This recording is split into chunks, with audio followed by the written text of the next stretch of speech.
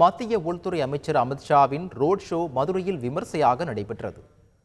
மதுரை நாடாளுமன்ற தொகுதி பாஜக வேட்பாளர் ராம ஸ்ரீனிவாசனை ஆதரித்து மத்திய உள்துறை அமைச்சர் அமித்ஷா பிரச்சாரம் மேற்கொண்டார். நேதாஜி சாலை தண்டாயுதபாணி கோயில் முன்பாக தொடங்கிய இந்த பேரணி தெற்கு ஆவணி மூலவீதி வழியாக விளக்கத்தூண் வரை நடைபெற்றது. இதன் வழிநெடுகிலும் ஏராளமான தொண்டர்கள் மலர்களை தூவி உற்சாகமாக வரவேற்றனர். இதைத் தொடர்ந்து தொண்டர்கள் மத்தியில் உரையாற்றிய அவர், தமிழ் மொழியின் வளர்ச்சிக்கும் தமிழக வளர்ச்சிக்கும் பாஜக மட்டும்தான் அக்கறை செலுத்துவதாக கூறினார். மேலும் தமிழகத்தின் கௌரவத்தை இந்தியா மட்டுமல்லாமல் உலகம் முழுவதும் பிரதமர் மோடி பறைசாற்றி வருவதாகவும் கூறினார்.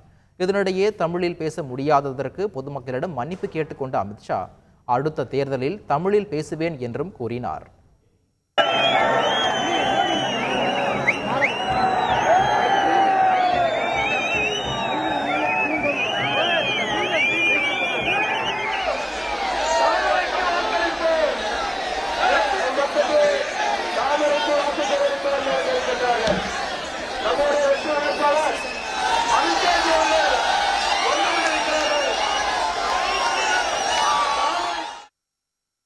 மதுரையில் நடைபெற்ற ரோட் ஷோ நிகழ்வில் பங்கேற்க வந்த அமித்ஷாவை காண மதுரை ஆதீனம் வருகை தந்தார்.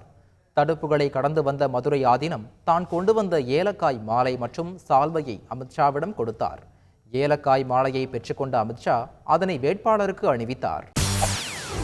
செய்திகளை உடனுக்குடன் தெரிந்து கொள்ள உடனே சப்ஸ்கிரைப் பண்ணுங்க.